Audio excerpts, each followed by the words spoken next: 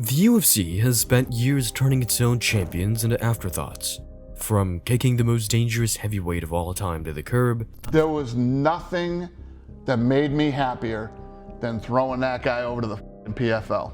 to trashing the most exciting prospect in years, and it's not just the heavyweight division. Decorated champions across every weight class have had their primes wasted, their regulations destroyed, and their careers ended. Not by opponents, but by the organization they fought for.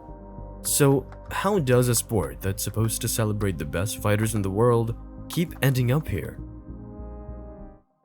In almost every major sport, athletes have options. They can move teams, test the market, and negotiate from a position of strength. In MMA, that doesn't really exist.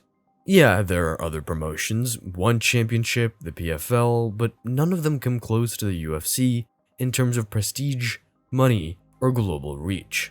That's one of Dana stuff. If you don't want to be here, you don't have to be here. I guarantee you so many people in the UFC, basically those elite fighters, they don't want to be there because they know that they can have better, but they're tied in the contract. If a fighter wants the biggest stages and the biggest fights, there's really only one place to go, which means the UFC sets the terms on pay, on matchmaking, and on how its champions are presented in the world. Time goes by, the UFC just get bigger and bigger, and fighter gets smaller and smaller. They are losing position. 5 years ago, 10 years ago, fighter was in the better position that they are right now. And I'm afraid that 5 or 10 years from now, they will be in the worst position that they are right now. And the person who controls that presentation is Dana White. At every post-fight press conference, White decides the narrative. He decides whether a fighter is a star, a problem, or an afterthought. There's no bigger bullies than the UFC brass.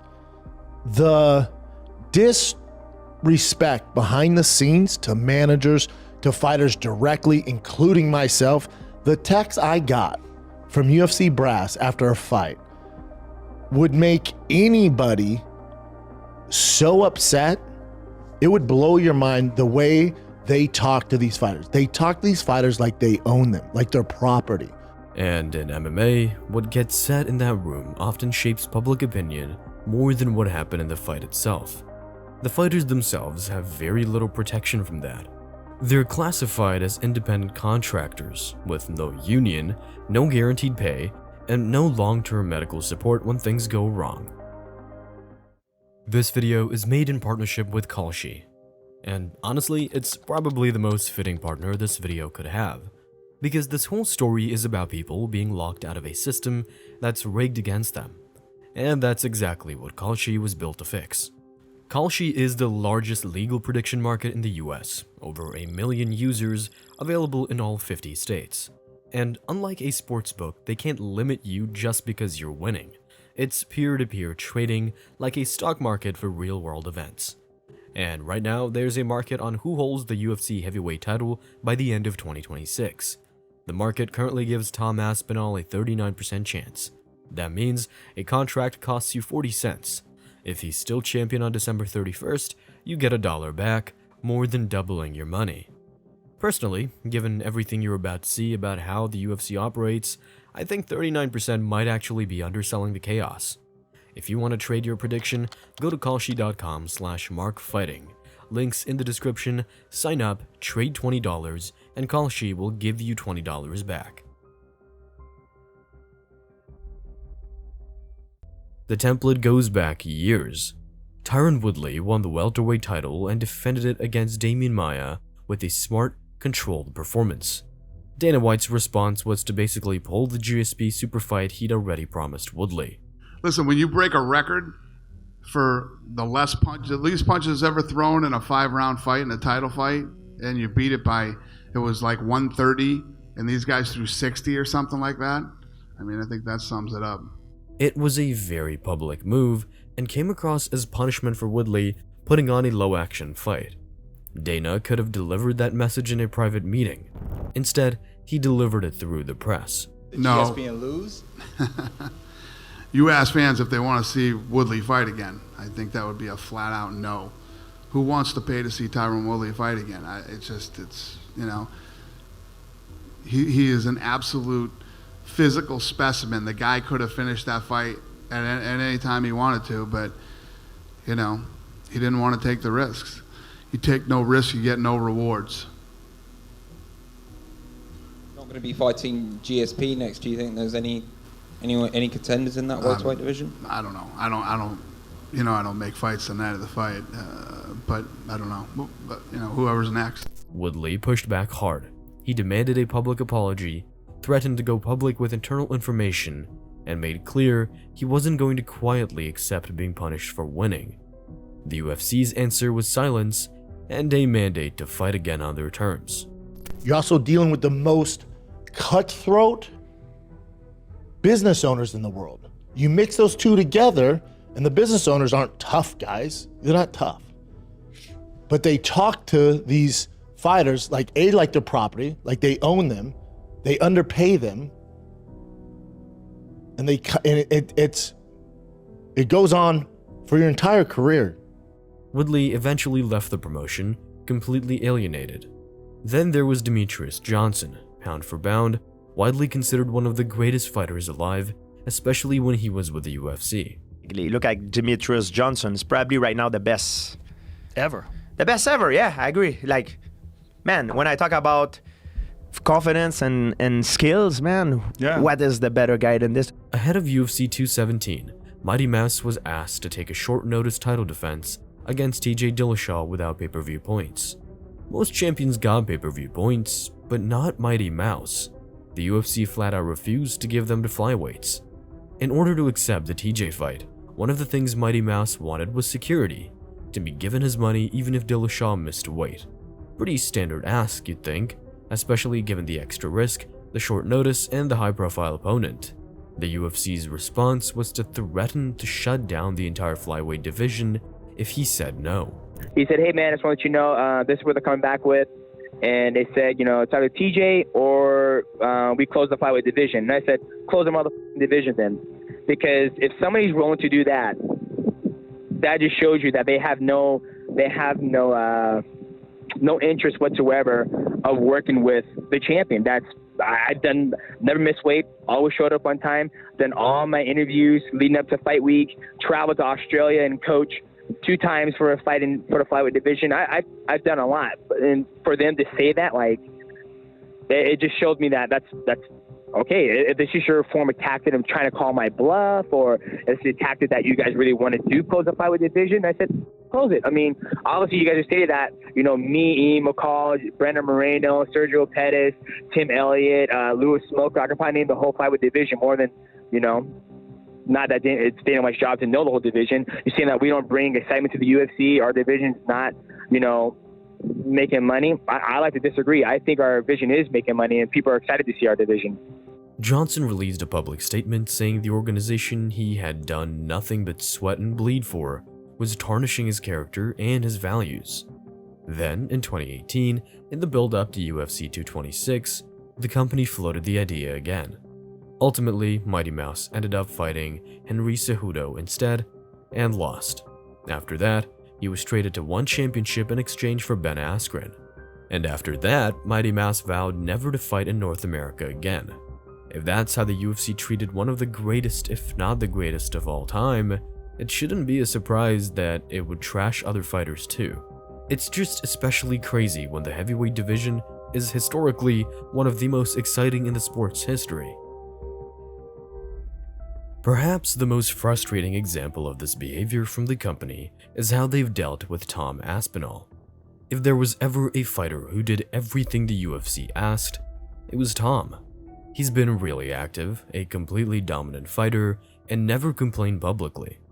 When the UFC needed him to step in on short notice against Sergey Pavlovich for the interim heavyweight title, he took the fight and knocked him out. He was exactly what the UFC wanted a champion to look like. Fast, incredibly dangerous, well-spoken, and a guy you could rely on to show up every time. He even became the first fighter to defend the interim title, knocking out Curtis Blades in a minute at UFC 304. Then he waited for Jon Jones.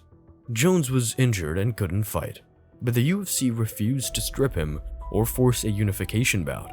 So Aspinall sat for 455 days without a fight.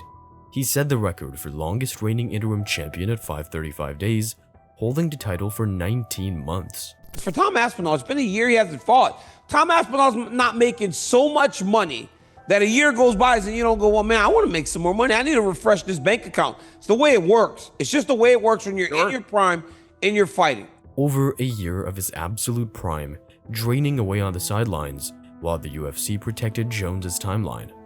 When Jon Jones eventually announced his retirement, Aspinall was finally elevated to undisputed heavyweight champion. The UFC didn't do that out of fairness or merit. They just had no other option. And even then, Aspinall handled it without complaint. No demands, no public pressure campaign, no threats to walk away. Then came UFC 321, his first title defense as the undisputed champion. Cyril Gane landed a severe double eye poke in the first round. You can literally see the fingers going up to his knuckles, and the fight was ruled a no contest. Well, listen, I didn't continue. I'll tell you why I didn't continue. Because I'm not a f***ing dummy. Like, I'm not going to go out there and fight one of the best strikers in the world if I can't see. With double vision. With any eye. Look, I know, as an MMA fighter, look, things are going to happen in the fight that compromise you. Go back and watch my fight with Arlovski. The end of the first round, he punched me right in the eyeball. Final 20 seconds of the first round.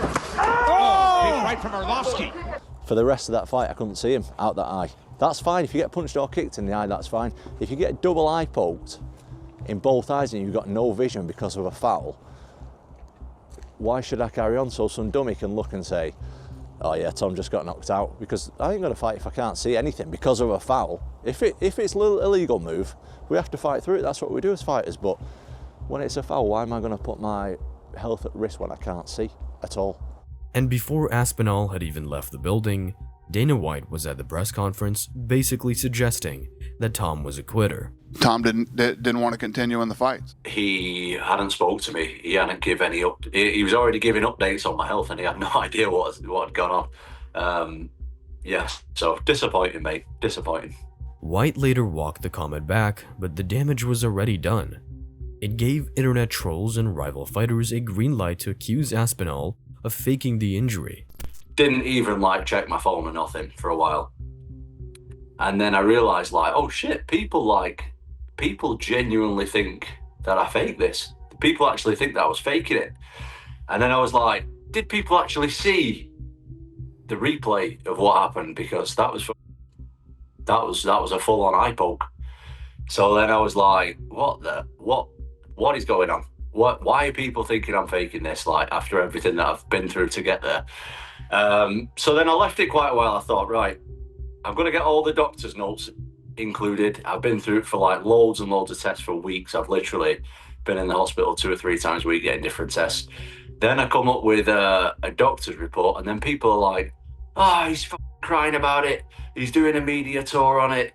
He's milking it. And I'm like, bro, if you don't believe the eye poke and you don't believe the doctor's reports, what are we doing? What's going on here? I didn't make this shit up. Go watch the replay, check out the doctor's reports. Look, man, I'm in a point where you just cannot please these guys. That narrative ran for weeks while he was recovering from surgery on both eyes. The UFC made no public defense of their champion. No medical support, no statement. They just moved on, building storylines around Pereira, around Jones, around anyone but the man who actually held the belt. Meanwhile, Aspinall described hitting pads as feeling like standing on a boat. He had a permanent black spot in his vision. On top of that, he had no return date, and the promotion he'd spent years being loyal to had already stopped talking about him. You could protect him. You could change the narrative on him. You have to promote this guy. At some point, you are going to have to promote this guy. God willing, he'll be okay. And you have just done 3 or so months of the opposite of damage control. Aspinall followed every rule, did everything asked, and the moment he was physically compromised, the UFC questioned his courage in public. So what did they do to the fighter who didn't follow the rules at all? Tom Aspinall is the most exciting heavyweight on the roster right now, but Francis Ngannou was the scariest heavyweight on the planet. Somebody brought this up online, that like how Conan, when he was young, they made him push that wheel, and that's how he got so strong. Francis Ngannou was like working in like a sand mine. He was digging sand when he was like a young guy. Like that literally might have had an effect on how powerful and strong he is. It really might be like an epic fantasy novel. Like he's like, if you were gonna go into a lab and design a perfect heavyweight, you'd say want him about 6'4", 265, maybe a little heavier, has to cut a little bit, maybe 269, cuts down to 265. Crazy freak athleticism, fast as shit for heavyweight, knock anybody dead with one punch. A fighter who knocked out Stipe Miocic, Alistair Overeem, and Junior Dos Santos, 3 of the most decorated heavyweights ever. When Ngannou walked into a cage, people genuinely didn't know if his opponent was going to be okay. At UFC 270, he defended his heavyweight title against Cyril Gane with a torn MCL, and he won. Then he walked away, asking for fair pay, health insurance, and the right to pursue boxing on the side. You know, I took $600,000 for my last fight in the UFC, as opposed to $5 million that they were offering, and for the same fight, right? I'm like, bro, and I was broke. Like at the time, I owe Usman right here. I owe him $200,000. I was broke. Hey, let's not talk about that. Let's not talk about that. Jesus, you guys are good, dude. No way. Right? No way. So, what were you doing with all that money, Francis? You on a shopping streak? Does he love Dior or Armani? Like, what is it, man? No, Francis is not that type of guy. So what happened is like, I had something, I had a goal, I had my own way, I want something, and then it couldn't be delivered, and I couldn't sell out what I wanted just because of more money. Obviously, I needed that money. Obviously, I never had that amount of money, but you know. The UFC did meet some of his demands, but they didn't come close to meeting all of them. And after that, Dana went on an extended media tour framing Ngannou as difficult, greedy, and aggressive. Before I decided to speak up about this, I realized that if I just stay there and not speak up, not only they are going to change the narrative, but I will not take the pressure on me. I'm just me and they are them. They are massive, you know, and I couldn't fight that. A bunch of stories got leaked, from disputes over $50,000 performance bonuses to demands for private jets to Paris. And all of it was designed to make Ngannou look unreasonable before he had a chance to prove his value anywhere else. It's very interesting how they kind of like pick what they're going to talk about. They don't talk about what the negotiation was about. They just talk about the money that they gave me that could have made me the biggest paid heavyweight in the history, which is how much they can't tell. Biggest than who? Nobody knows who nobody gets. So it's all their narrative. They control that narrative, which cannot be proven. So I don't believe that. But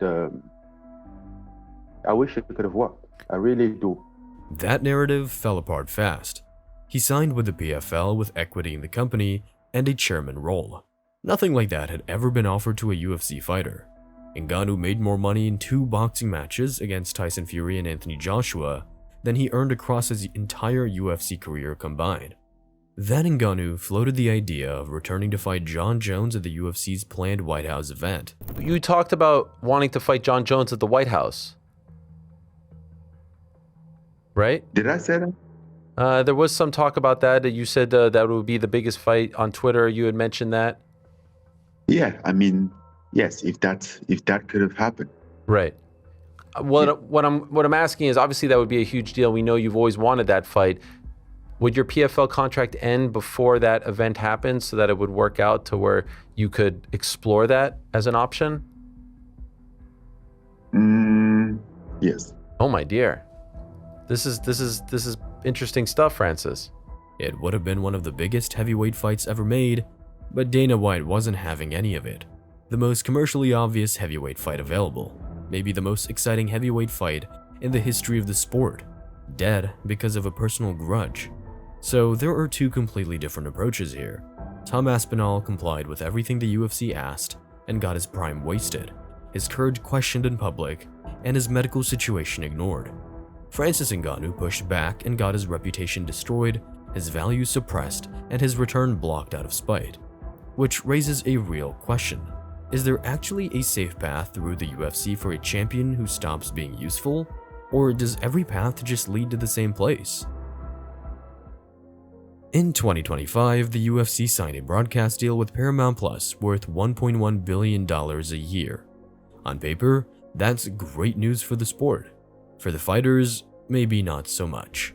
The fans are big winners because now it goes from having a Plus subscription plus having to buy pay-per-views $79.99, and if you're a hardcore fan, that equals out to approximately $1,000 a year. Now you don't have to do that anymore. And as of right now, it's either $8 or $13 to be a Paramount Plus subscriber, $8 if you're, accepting ads, $13 if you want to bypass them. Remains to be seen if they up that number.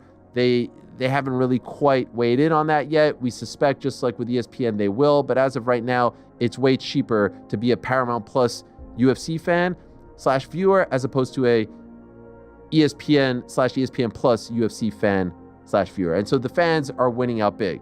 The last entity, of course, are the fighters. And to me, they're the big losers here. They're making 0% of this $7.7 billion, at least as of now. I hope to be proven wrong.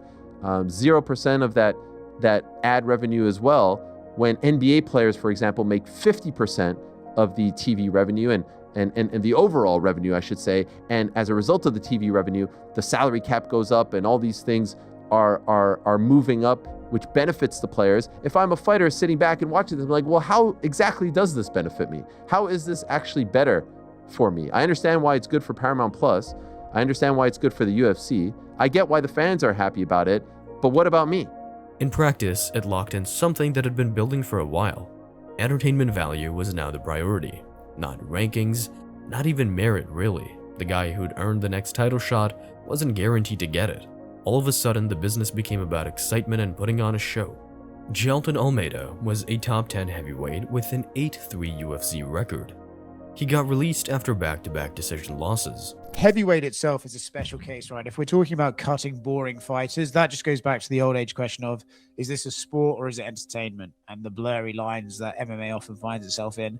For Almeida at heavyweight, which we'll treat him as you said, for this convo, it is an interesting one, right? Because that division is so starved of talent that you would assume they would try and keep anyone with any semblance of a name. The only reason I can assume they didn't want to keep a heavyweight is basically they're worried he would beat other guys that they would prefer to have on the roster.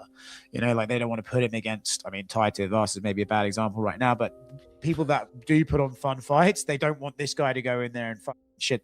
He laid on Derek Lewis for 25 minutes. I don't think they love that either. So I think that's probably why. I did hear they were going to give him another fight, and then basically I think it sounds like Dana was just like, absolutely not. He sucks. Get him out of here.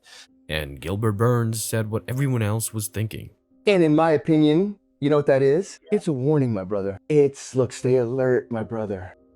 Perano gave us a ton of money here, my brother. Now it's entertainment. It's the new era, my brother. At UFC 324, Justin Gaethje fought Paddy Pimblett for an interim lightweight title. Pimblett was ranked number 5 at the time. Arman Sarukian was the legit number 1 contender and got skipped entirely. It's led to guys like Aljamain Sterling calling the company out, saying he could no longer defend the UFC in good faith. At that point, what is the point of the rankings? Let us just fight and let us just fight. Let us just keep freaking fighting. At that point, what is the title? What are the rankings for? Is it just a sham for the fans? Is it just smoke and mirrors? You know what I mean? He appealed directly to fans to demand better because fighters had no leverage to demand anything themselves. Then there's Henry Cejudo, Olympic gold medalist, 2-weight UFC champion, one of the most decorated fighters the sport has ever produced. In May 2020, he defended his bantamweight title against Dominic Cruz and retired on the spot at the peak of his career. I'm not the greatest fighter of all time, but when you mix my resume and what I've done, I do believe I'm on top of that mountain. And I do sincerely believe that I am the greatest combat athlete of all time, and I do want to leave on top. Dana White wasn't happy about it at the time. He's been talking about retirement to us for the past several months. You know, I didn't know he was going to do it tonight, but I knew he's been talking about it. And you know my opinion on that. If you start talking about retirement in this business, it's probably a good idea. When Cejudo eventually tried to come back 3 years later, White's response was cold. He's retired was basically the message. When he eventually did return, he got an immediate title shot against Aljamain Sterling, but lost in a split decision. After that, he faced the number 2 ranked Merab Dvalishvili. But after losing his second fight in a row, the UFC booked him lower on cards, fighting guys like Song Yadong and Peyton Talbot, who were both outside the top 10. Cejudo said that the pay didn't reflect what a two-weight champion with an Olympic gold medal should have been earning.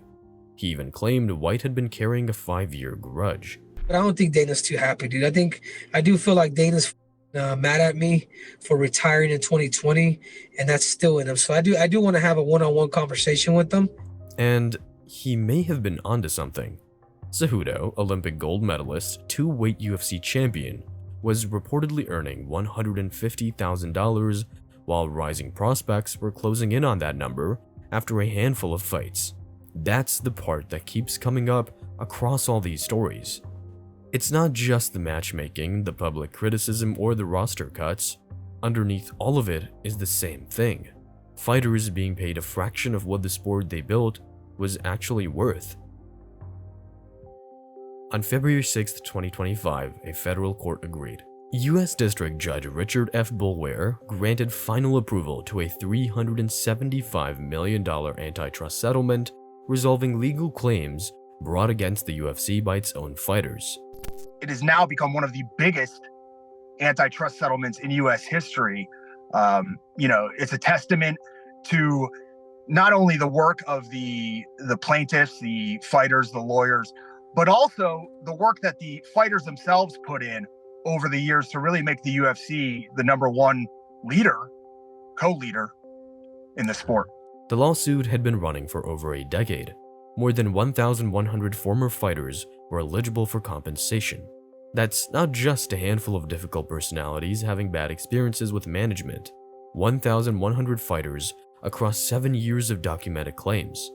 Fighters argued the UFC used its position as the only elite-level destination in the sport to suppress pay and control careers in ways that wouldn't have been possible in a competitive market. A federal court resolved these claims in the fighters' favor. And in a related ongoing antitrust case, Dana White stated under oath that he had removed himself from matchmaking and contract negotiations. The same man who publicly pulled Tyrron Woodley's promised super fight as punishment, who threatened to dissolve Demetrious Johnson's entire weight class, who went on a media tour to destroy Francis Ngannou's reputation the moment he walked away, the same man who stood at a press conference and suggested Tom Aspinall didn't want to continue, while Aspinall needed surgery on both eyes. That man, under oath, said he wasn't really involved. For a lot of fighters, the payout from the case was sizable. There's a formula that they are using. It is not divided equally per fighter. So much like in the rest of the world area, the rich get rich. And in this case, I guess the poor are going to get a little something, but the rich get richer. You know, the top level fighters who made the most money are going to get the most money from this settlement. I believe it's around $15,000 per fight per fighter. So if you had 2 fights in the UFC and you lost them both and then you were cut, well, you may be looking at, $30,000 coming your way. On top of that, 30%, I believe, of your estimated earnings over the course of time will be given to you. So, I mean, for someone like me, I've done the math. I don't know if my math's right, but I believe I'm one of the 500 fighters who'll be getting over $100,000 from this. But even so, the $375 million didn't give anyone their years back. What it did was confirm in a federal courtroom what fighters had been saying for years. This was a system. and it was running exactly how the UFC wanted it to. And nothing about that system changed after this settlement. The UFC signed $1 billion broadcast deal the same year it was approved. The matchmaking got worse, the roster cuts kept coming, and the fighters who built the sport, the relationship with Mighty Mouse feels like it'll never be repaired. Tyrron Woodley has essentially been written out of UFC history. The heavyweight division, the one that's supposed to be the pinnacle of the sport, has its undisputed champion sitting at home with crazy eye damage, and its most dangerous free agent blocked from returning by one man's personal decision. The $375 million settlement was the largest payout in combat sports history, and it didn't change anything. The same organization that suppressed fighter pay for over a decade signed $1 billion broadcast deal the same year the settlement was approved. So you can't really blame Aspinall for saying how much he hates the business. Do you feel like they've taken care of you, the organization? In terms of what? In the aftermath, I don't know what they're telling you, go to this doctor, we'll take care, we'll fly you out, this specialist, we have your back, take your time. Have they shown you the love and support that someone in your position deserves? Not really. Is that frustrating? Yeah, well, it's disappointing, mate. Yeah. Disappointing. That's the undisputed heavyweight champion of the world, describing the organization he's given everything for. And while the UFC has been doing all of this to its champions, there's one journalist who's been calling it out for years. The UFC hates him for it. So if you want to know why Dana White has spent the better part of a decade trying to freeze Ariel Helwani out of the sport, make sure to watch this video next. Thanks for watching.